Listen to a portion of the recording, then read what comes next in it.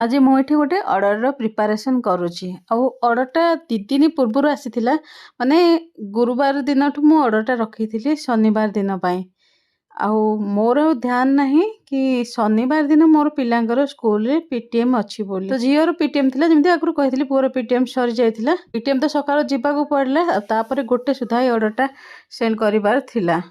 school रे जे career counselling थिला पिलांकर माने फ्यूचर रे को लाइन रे से कैरियर करि परिबे कोथरे तांकर इंटरेस्ट अछि से सब जिंस चेक करूथिले समस्त की पर्सनली एडवाइस भी कले एटा तो